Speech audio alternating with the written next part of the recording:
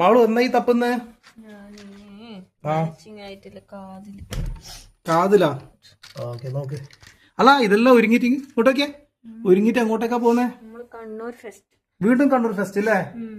ആ നമ്മൾ വീണ്ടും കണ്ണൂർ ഫെസ്റ്റ് കാണാൻ പോയേനെ. പ്രാവശ്യം നമ്മളെ ഓണത്തിന്റെ ഫെസ്റ്റ് ആണ് കേട്ടാ.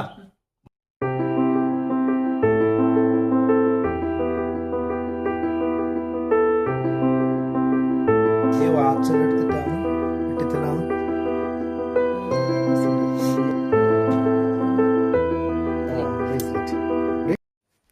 ഇപ്പം നമ്മളെല്ലാരും കൂടിയിട്ട് കണ്ണൂർ ഫെസ്റ്റ്, നമ്മളെ ഓണത്തിനുള്ള കണ്ണൂർ ഫെസ്റ്റ് വീണ്ടും ആരംഭിച്ചിട്ടുണ്ട്. അത് അടിപൊളിയാന്ന് പറയുന്നുണ്ടെങ്കിൽ നമുക്ക് നോക്കാം, നിങ്ങളെ കാണിക്കാം. വീണ്ടും നമ്മൾ കണ്ണൂർ ഫെസ്റ്റ് കാണാൻ പോകുന്നു. അടി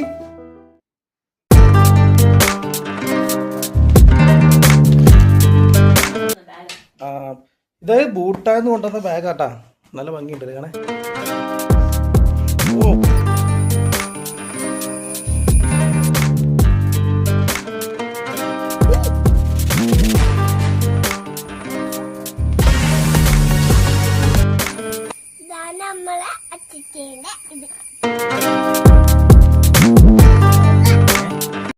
അച്ചച്ചൻ, അമ്മമ്മ, അമലൂരി, അതായത് മാളു, നമ്മളെല്ലാരും കൂടിയിട്ട് അങ്ങനെ ഇറങ്ങാൻ പോവുകയാണ്.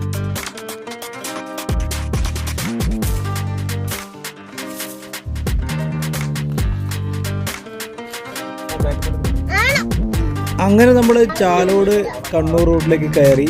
നല്ല വാഹനങ്ങൾ ഉണ്ടായിരുന്നു. ശരിക്കും ഈ റോഡ് പറയുന്നത് റാഷ് ഡ്രൈവിംഗ് നടത്തുന്ന റോഡ് തന്നെയാണ്. ഇതിനിടയിലാണ് ഇവിടെ ആക്സിഡൻ്റ് ആയിട്ട് 4 പേരും മരിച്ചത്. നമ്മൾ മേലേച്ചൊവ്വയിൽ നിന്ന് കണ്ണൂർ റോഡിലേക്ക് കയറിയ അവിടെ ഭയങ്കര ട്രാഫിക്കാണ്. അവിടെ ഒരു ഭിത്തി പണിതിട്ടുണ്ട്. എന്നാലും ഒന്ന് റോഡിലേക്ക് കയറിയിട്ട് കണ്ണൂർ ഭാഗത്തേക്ക് പോകണമെങ്കിൽ കുറച്ച് പ്രയാസമാവും. പിന്നെ നമ്മൾ വൈകുന്നേരത്തെ ഭക്ഷണം കഴിക്കാൻ വേണ്ടിയിട്ടാണ് അങ്ങോട്ട് കയറിയത്. അടിപൊളി ചേനാപട്ടൂരിയും മസാല ദോശയൊക്കെ നമ്മൾ കഴിക്കുക. ഇത് നമ്മുടെ റെയിൽവേ സ്റ്റേഷൻ്റെ ഓപ്പോസിറ്റുള്ള ക്വാളിറ്റി ഹോട്ടലാണ്. നല്ല വെജിറ്റേറിയൻ ഭക്ഷണം കിട്ടുന്ന സ്ഥലം. നല്ല ചൂടിൽ പൊരിഞ്ഞ മസാല ദോശയും വടയൊക്കെ ഇവിടെ കിട്ടും. നല്ലതാണ് ഇവിടുത്തെ ഭക്ഷണം.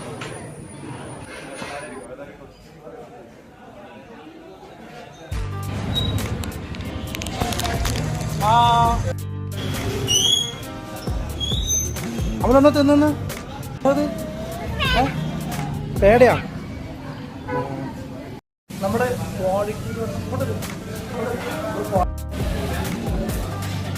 കണ്ണൂരിലെ നവരാത്രി പരിപാടികളൊക്കെ നടത്താറുള്ളൊരു ക്ഷേത്രമുണ്ട്, മുനീശ്വരൻ കോവിൽ. അതിൻ്റെ മുന്നിലൂടെയാണ് നമ്മൾ പോകുന്നത്. ഇവിടെ സംഗീതാർച്ചനകളൊക്കെ നടത്താറുണ്ട്. ആ സമയത്ത് നമ്മുടെ ആ ഫെസ്റ്റിന് മുന്നിലുള്ള ക്യൂ ആണ്. ലെഫ്റ്റ് സൈഡിലാണ് നമ്മുടെ ക്യൂ. അതിലൂടെയാണ് പോകണ്ടേ. ഭയങ്കര ബ്ലോക്ക്.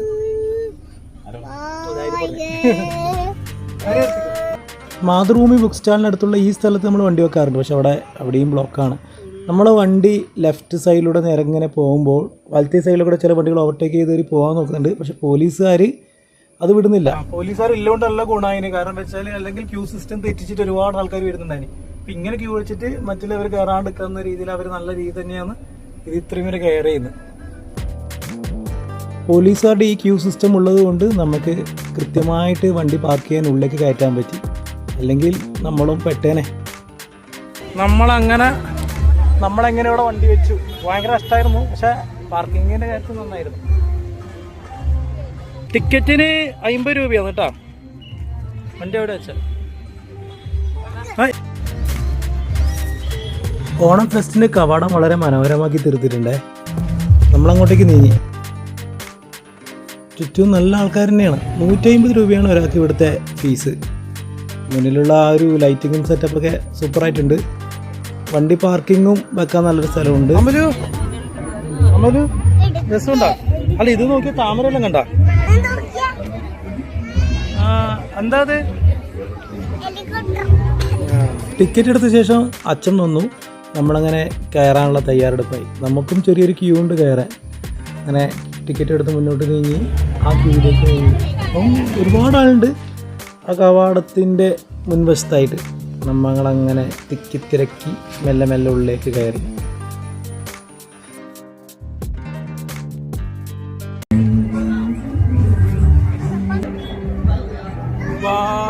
ഉള്ളിൽ കയറിയപ്പോൾ തന്നെ പൂക്കൾ അലങ്കരിച്ചുകൊണ്ട് നല്ലൊരു വിസ്മയം തീർത്തിട്ടുണ്ട് ഇവര്.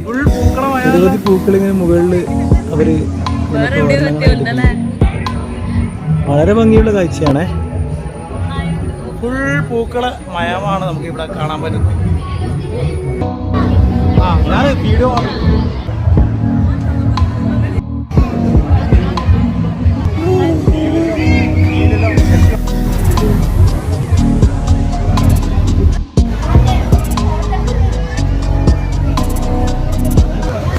നമ്മുടെ ഫോട്ടോ സെക്ഷനിലാവുന്നില്ല.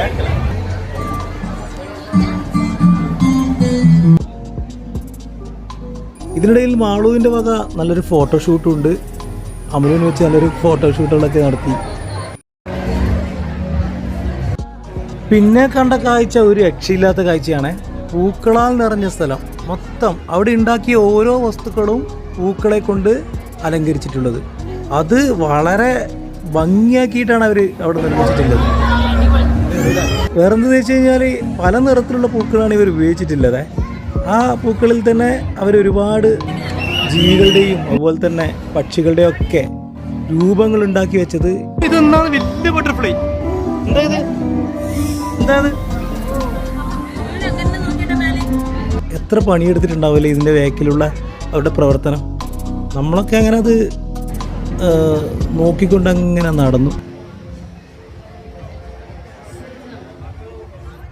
പൂക്കളാൽ നിറഞ്ഞിരിക്കുന്ന ഒരു ഹെലികോപ്റ്ററിനെയാണ് നമ്മൾ പിന്നെ കണ്ടത്. അതെങ്ങനെ ഉണ്ടാക്കിയെന്ന് നമുക്കിപ്പോഴും മനസ്സിലാവുന്നില്ല. ഞാൻ ആലോചിക്കുന്നത് ഇതൊന്നുമല്ല, ഈ ഒരു സംഭവം ഉണ്ടാക്കി തീർക്കാൻ ഇവരെ എത്രത്തോളം പ്രയത്നം ചെയ്തു, എത്ര ദിവസം എടുത്തു. ഇതൊക്കെ ആലോചിക്കുമ്പോൾ തന്നെ നമുക്ക് ശരിക്കും പറഞ്ഞാൽ അത്ഭുതം തന്നെയാണ് വരുന്നത്. കാരണം ഒരു ചെറിയ പൂട തന്നെ നമുക്ക് ഒരുപാട് സമയം എടുക്കുന്നുണ്ട്.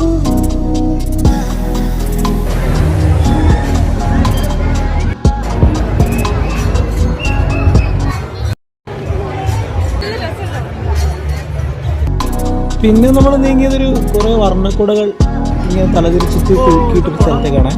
എന്ത് കാണാൻ നല്ല ഭംഗിയില്ലേ. ആ ലൈറ്റിങ് വേറെ രസം തന്നെയാണ് കാണാൻ.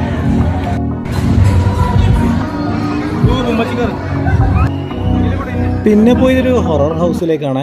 ഒരു ഇരുട്ട് നിറഞ്ഞ കുറച്ച് പേടിപ്പിക്കുന്ന സാധനങ്ങൾ ഇതിൻ്റെ ഉള്ളിലുണ്ടെന്നാണ് പറഞ്ഞുകൊണ്ടാണ് നമ്മൾ അതിൻ്റെ ഉള്ളിൽ കയറാൻ പോയത്. നമ്മളങ്ങനെ തിരക്കി നല്ല ക്യൂ ആണ്.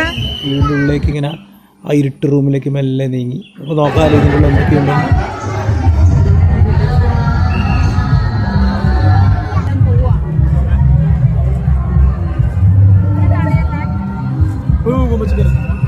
പണ്ടെപ്പോഴോ കസേരയും ചോക്കടിച്ച് മരിച്ച ഒരു മുത്തശ്ശീൻ്റെ ശവശരീരം ഇടുന്ന് ഇങ്ങനെ ഇരുന്നിരുന്ന് കുലുങ്ങി ആടുന്നതുണ്ട്.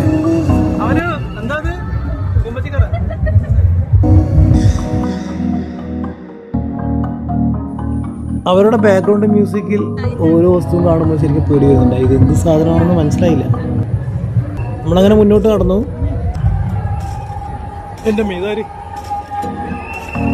അതങ്ങനെ നടക്കുന്നുണ്ട്. എന്ത് സൂമ്പിയാണെന്ന് മനസ്സിലായില്ല. അത് പിടിക്കുന്നതിന് മുമ്പേ നമ്മൾ മുന്നോട്ട് നടന്നു.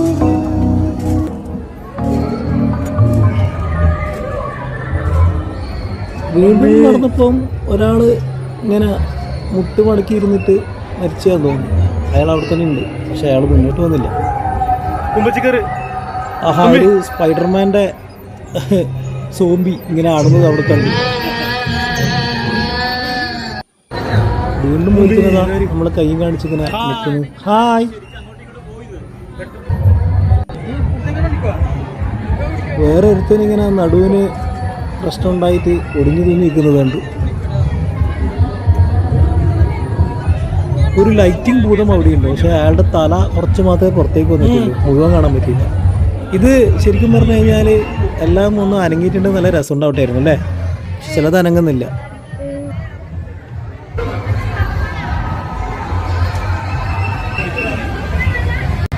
പിന്നെ ഹ്യൂമനോയിഡ് കുടുംബത്തിൽപ്പെട്ട റോബോട്ട് അവിടെ നമ്മളെ വെൽക്കം ചെയ്യാൻ നിൽക്കുന്നതിന് നമ്മുടെ അമലൂട്ടന് അവിടെ പോകാൻ ചെറിയൊരു പേടി.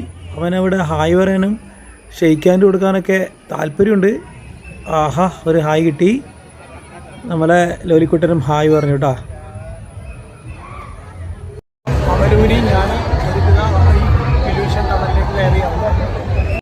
നമ്മൾ മുന്നോട്ട് നീങ്ങിയതൊരു ഇലൂഷൻ ടണലിലേക്കാണ്. ഇലൂഷൻ ടണൽ പറഞ്ഞാൽ അതിൻ്റെ ഉള്ളിൽ കയറി കഴിഞ്ഞാൽ ആ ഒരു സാധനം ലൈറ്റിങ് വെച്ച് ഇങ്ങനെ തിരിയുന്നുണ്ടാവും. നമ്മളാണെങ്കിൽ ആ തിരിയുന്നതിലൂടെ നമ്മളും മറിഞ്ഞിട്ട് വീഴുമെന്നൊരു പ്രതീതി ജലിപ്പിക്കുന്നൊരു സംഭവമാണ്. സംഭവം കിടുവായിരുന്നു.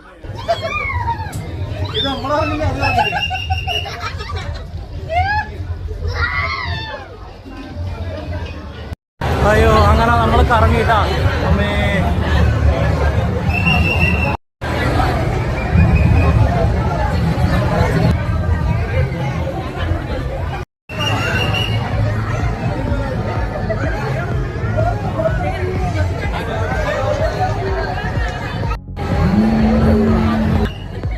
പിന്നെ നമ്മൾ നടന്നു നീങ്ങിയത് കുറച്ച് പക്ഷികളും ജീവികളൊക്കെ ഓപ്പണായിട്ട് പുറത്ത് വിട്ടൊരു സ്ഥലമാണ്.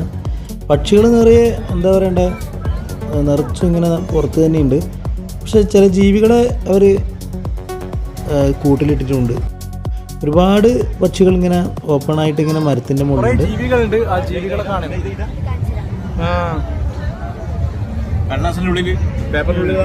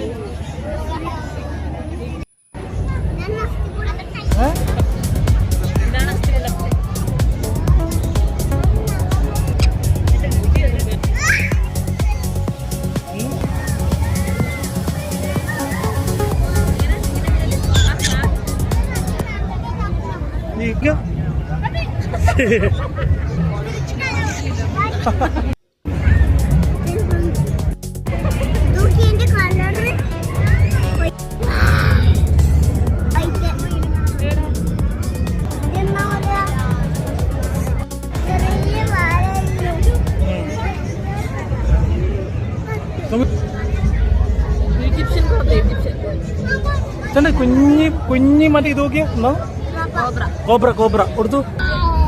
മോനെ രാവിലെ സ്കൂളിൽ പോകുമ്പോ ഒരുത്തൊക്കെ കിടന്നുറങ്ങുന്ന എങ്ങനെ അറിയാം? രാവിലെ സ്കൂളിൽ പോവാണ്ട് കിടന്നുറങ്ങുന്ന ഒരാളിതാ.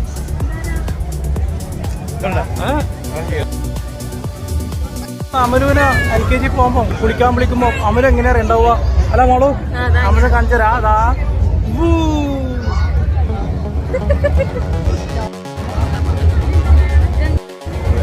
കാട്ടുപൂച്ച കാട്ടുപൂച്ച പൊങ്ങമ്പൂച്ച പൊങ്ങമ്പൂച്ച ഇതെല്ലാം നമ്മളെ ഓപ്പണാക്കി വിട്ട പക്ഷികളാണ്.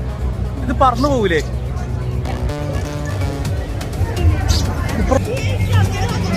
മരത്തിൽ നിറയെ പക്ഷികളായിരുന്നു. അവിടെ വലിയൊരു ആമയുണ്ടായിരുന്നു. ഏതോ ഒരു വർഗത്തിൽപ്പെട്ട ആമയാണ് അവിടെ എഴുതിയിട്ടുണ്ട്. നല്ല വലിപ്പമുണ്ട് ആമ.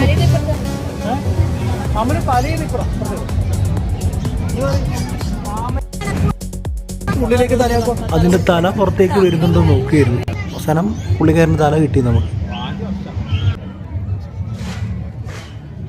ഈ സമയത്താണ് വളരെ ഭംഗിയുള്ളൊരു കാഴ്ചയുണ്ട്. പക്ഷികളൊക്കെ അങ്ങനെ പറന്ന് പൊന്തി മറ്റു സൈഡിലേക്ക് ഇങ്ങനെ പോകുന്നു. അത് നല്ല രസമുള്ള കാഴ്ച. അത് നമ്മുടെ തലേൻ്റെ മുകളിലേക്കൂടെ തൊട്ടടുത്തേ കൂടെയൊക്കെയാണ് പറന്നു പോകുന്നത്. പെട്ടെന്ന് എന്താ സംഭവിച്ചെന്നറിയില്ല, മരത്തിലുള്ള എല്ലാ പക്ഷികളും പറന്നു പോകാൻ തുടങ്ങി. ആ കാഴ്ച അമലുവിനും നമുക്കും എല്ലാവർക്കും ഭയങ്കര ഇഷ്ടമായി.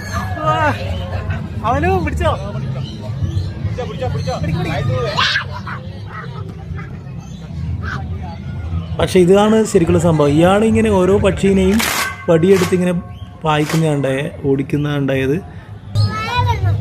ആ ഒരു ഇതിലാണ് പോയത്. പുറത്തേക്ക് പോവുകയാണ്. നല്ല രസമുണ്ട്. ഒരുത്തൻ ഇതൊക്കെ ഇങ്ങനെ നിന്നുകൊണ്ട് കാണുന്നുണ്ടായിരുന്നു, ഒരു വെള്ളത്തിൽ പക്ഷി. പിന്നെ നമ്മൾ പുറത്തേക്ക് കടന്നു. പുറത്തേക്ക് കടന്ന സമയത്ത് വിപണി മേളയാണ്. അവിടെ ഒരു കാഴ്ച കണ്ടിട്ട് വളരെ സങ്കടമായിപ്പോയി. ശരിക്കും ഇത് സംഭവിക്കാൻ പാടില്ലായിരുന്നു. ഒരു പോപ്കോൺ ഇങ്ങനെ വെറുതെ ഇട്ടിട്ട് എല്ലാം ഇങ്ങനെ ആക്കിയിടുന്നത് വളരെ മോശമല്ല. പോപ്കോണെല്ലാം ഒരു ഡിഷ് ബോക്സിലിടാണ്ട്. അങ്ങനെ കുറച്ച് ഫർണിച്ചേഴ്സ് എല്ലാം നോക്കി നമ്മൾ നീങ്ങുമ്പോൾ പെട്ടെന്ന് അച്ഛനും അമ്മേനെയും കാണുന്നില്ല. ഐസ്ക്രീം വേണ്ട, ഇപ്പം തൊണ്ടവേനും കവക്ക് കിട്ടും. കേട്ടില്ല, അച്ഛനമ്മയും കാണാത്തോണ്ട് നമ്മൾ തിരിച്ചിടുന്നേ.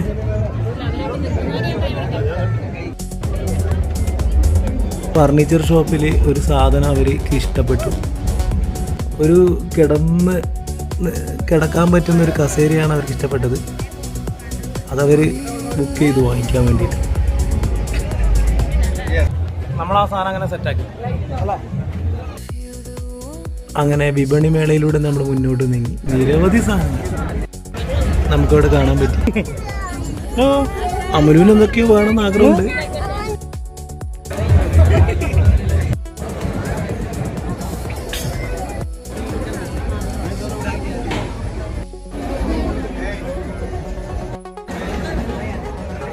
കൂറെ കൊല്ലുന്ന മരുന്നൊക്കെ ഉണ്ട്. ആയുർവേദത്തിന്റെ ഐറ്റമലു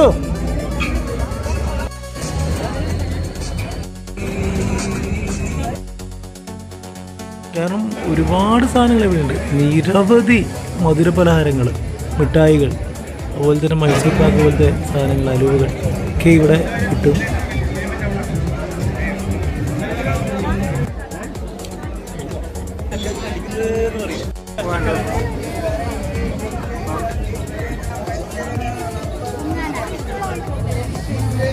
അവിടെ ഒരു കാഴ്ച കണ്ടിട്ട് നമുക്ക് ചിരി വന്നു. കാരണം ഇയാളുടെ കീ ചെയിൻ.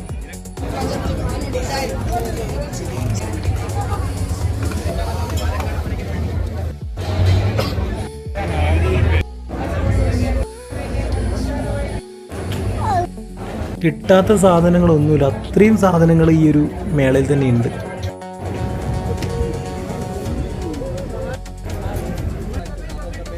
അപ്പോഴാണ് അമലുവിൻ്റെ കണ്ണിലൊരു കാഴ്ച കുരുങ്ങിയത്. നമ്മുടെ ബബിളാക്കുന്ന ഒരു സാധനം. എന്നെ ഒന്നും നോക്കിയില്ല, വാങ്ങിക്കൊടുത്തു. അല്ലെങ്കിൽ അവൻ നമ്മൾ ഇവിടുന്ന് പുറത്തേക്ക് വിടൂല.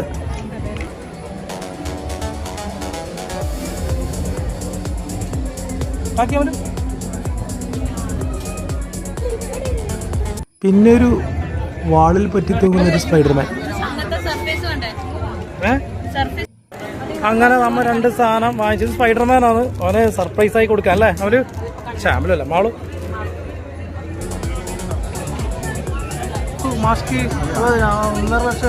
അവിടെ ഒരു ടീ ഷോപ്പ് ഉണ്ട്. അവിടെ നമ്മൾ 4 പേർക്കും ചായ വാങ്ങിച്ച് ഒന്ന് റീഫ്രഷ് മൈൻഡാക്കി. എന്തൊരാളാണ്, ഫുള്ളാൾ തന്നെ കേട്ടോ ഇവിടെ. ഐസ്ക്രീം കിട്ടാത്തത് കൊണ്ട് അമലൂട്ടൻ ചെറിയൊരു വിഷമമുണ്ട്.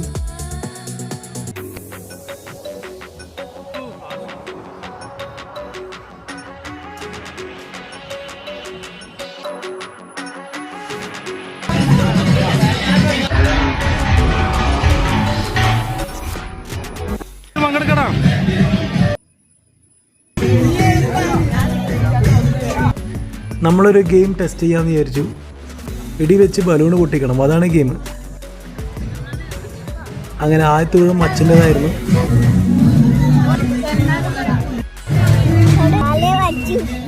പിന്നീട് നമ്മുടെ മാളു രംഗത്തേക്ക് ഇറങ്ങിയ.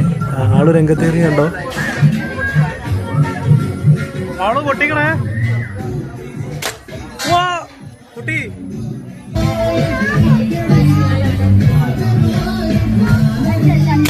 ഓ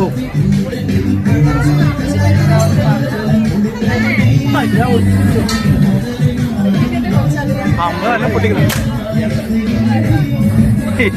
നമുക്ക് ഒളിമ്പിക്സിലേക്കാം.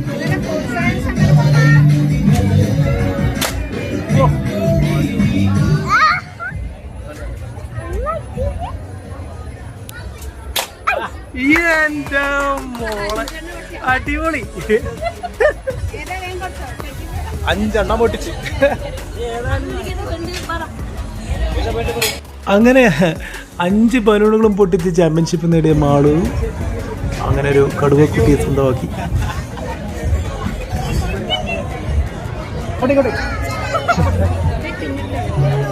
ഇതാറ് ആക്കി തന്നെ ആരെ വെടി പൊട്ടിച്ച് നമ്മൾ അമലൂട്ടിന് സ്വന്തമായി കൊടുത്തു. പിന്നെ ഒരുപാട് ഗെയിമുകൾ നമ്മൾ ടെസ്റ്റിംഗ് നടത്തി. പക്ഷെ വിചാരിച്ച പോലെ കിട്ടിയില്ല.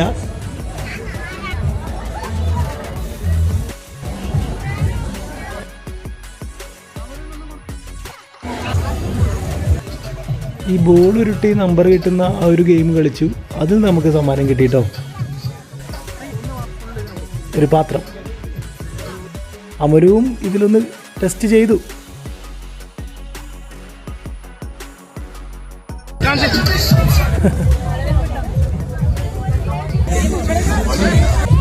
ഞാനൊന്ന് നോക്കി, ഒന്ന് വീണു.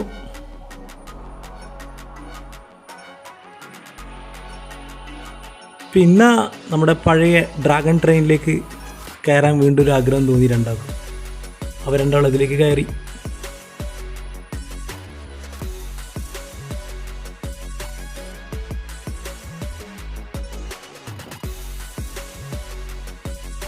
അങ്ങനെ നമ്മൾ ആ വലിയൊരു ഊഞ്ഞാൽ കണ്ടു.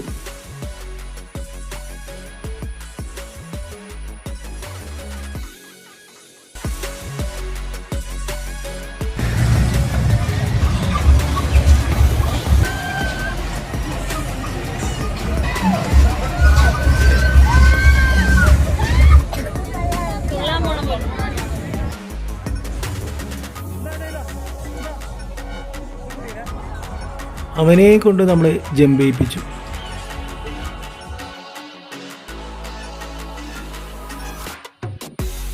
ഇതാണ് ഇവിടുത്തെ രസം. അതായത് സ്കൈ ഡൈനിങ് എന്നൊരു സംഭവം. ഇതിങ്ങനെ മുകളിലോട്ട് പോയിട്ട് ഇത്ര അടിക്ക് മുകളിൽ നമുക്ക് ഭക്ഷണം കഴിക്കാമെന്ന് പറയുന്നത്. നല്ല ടെൻഷൻ ഉണ്ടാവും. കയറിയില്ല, നല്ല തിരക്കായിരുന്നു, അതുകൊണ്ട് നമുക്കത് കയറാൻ പറ്റിയില്ല.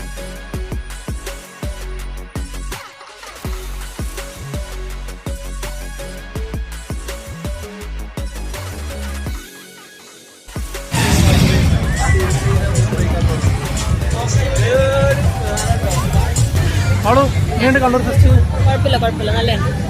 കുഴപ്പമൊന്നുമില്ല, നല്ലുണ്ട്, കാണാനുണ്ട്. കഴിഞ്ഞ പ്രാവശ്യം വന്നതിനെക്കാട്ടുണ്ട്. അങ്ങനെ നല്ല മേളയായിരുന്നു. അത് നമ്മൾ കണ്ട് ആസ്വദിച്ച് പുറത്തേക്ക് വന്നപ്പോൾ ഈ ബലൂൺ വിൽക്കുന്ന ആൾക്കാരുണ്ടായിരുന്നു. പുറമേ നിന്നുള്ള ആൾക്കാരാണ്. നമ്മൾ അവരെയും കണ്ട് മുന്നോട്ട് നീങ്ങി.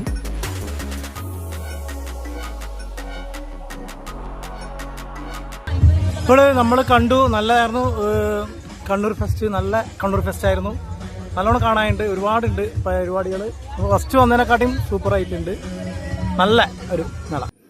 നമ്മളങ്ങനെ ഈ ഇന്നത്തെ ഈ യാത്ര ഇവിടെ അവസാനിപ്പിക്കുകയാണ്. നമ്മൾ എല്ലാ കാഴ്ചകളും കണ്ട് അവിടുന്ന് നീങ്ങിയെന്ന് കുഴപ്പമുണ്ടായിരുന്നില്ല ഇന്നത്തെ കണ്ണൂർ ഫെസ്റ്റിൻ്റെ കാഴ്ചകളൊക്കെ. അപ്പോൾ അടുത്ത വീഡിയോ ആയി പിന്നീട് കാണാം.